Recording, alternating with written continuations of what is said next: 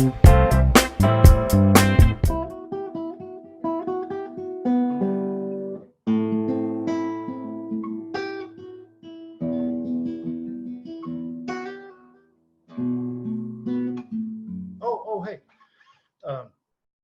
Hi, this is Jack, Prospects International. This is totally impromptu. That was the only part of the thing that was thought out ahead of time. I want to talk about something I had to get off of my chest that I think is going to be helpful for anybody who wants to improve their environment or their culture. They're in their piano gallery and get more out of their sales staff. And it's meant to be once more constructive criticism. I have the privilege of talking to a lot of piano dealers and dealing with their sales associates on a regular basis because of what we do for a living and talking to people about how to follow up on leads. Naturally, all those conversations have exposed the fact to me that there's a lack of sales fundamentals. In fact, there's a lack of sales structure overall. There's not always a Monday morning meeting. There's not always a personal one-on-one meeting on a regular basis between sales management and sales associates. And what's even more disturbing is that there are not a lot of references to sales fundamentals being applied to digital practices and activities in today's world. Here's a fact, folks.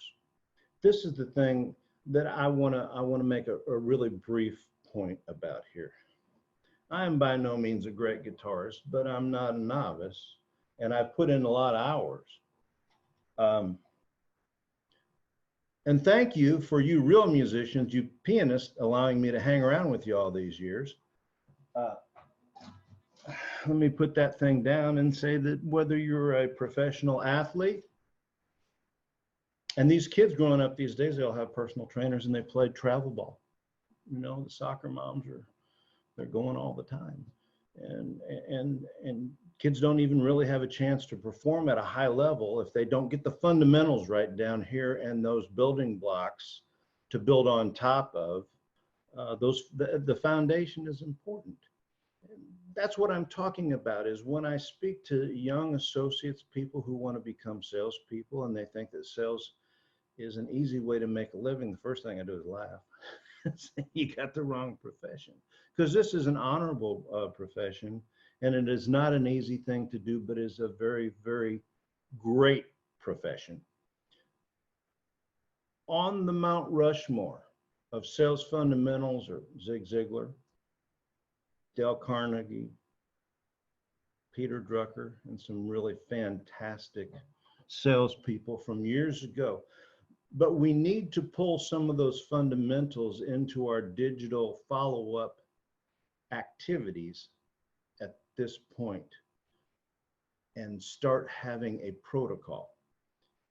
If there are regular meetings and there are regular role plays and there are discussions about how you sell. Recently, there are two articles that I would like for you to pay attention to, tied directly to the content of this short video. One is the 5-step sales process, which can make a huge difference in people understanding when to do what they need to do next. Chronological order can be important and a fundamentally sound way to train somebody. So please read the article, The 5 Steps to Sales Success. And then there's another article that I'm going to ask Joy to dust off and post, talks about the value of bridge building. And it's the value that is so exciting about millennials and baby boomers making a connection and learning from each other. Now, I don't know what to do with Gen Xers because they got just enough technology to be dangerous. And so they're not totally uncomfortable with it.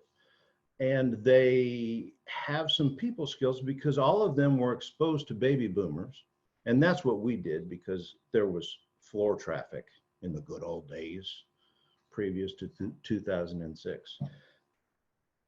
Creating a culture of an environment of creativity because sales is a creative act where people share ideas about what works and what doesn't work is what you need to have.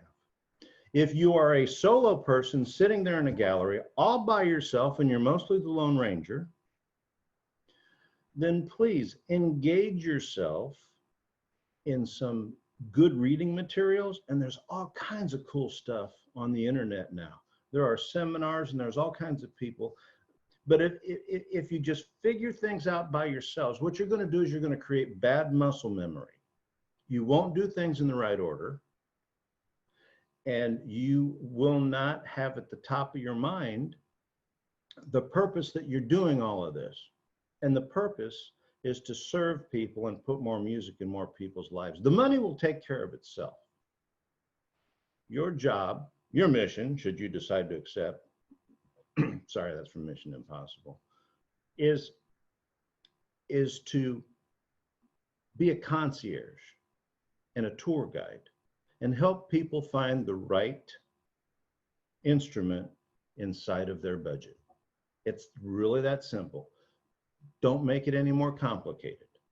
So don't be afraid to sit down and have your colleague or your owner or your wife or your husband pretend like they're the buyer and you're the salesperson. And then you guys can swap up if you're both professionals and throw some objections out there so that you can learn how to overcome them in the practice room and not in the real world where it's going to cost you money. Summary. Let's think about creating an environment and a chemistry where sales is the most important topic of conversation, where we practice. If you're going to be a good pianist, if you're going to be a good athlete, if you're going to be a good actor, you have to rehearse. Sales is not an exception to that rule. If you want to be a six-figure salesperson, you have to work at your craft. If you do not work at your craft, don't come crying to the boss man or the boss lady that you're stuck at $40,000 or $50,000 a year. Okay? This is all just in the spirit of trying to help out. Thank you all for tuning in and listening to this short video. And please read those articles. I believe you'll find them very helpful. And even more importantly than that, it'll help you be even better at what you do. Till next time.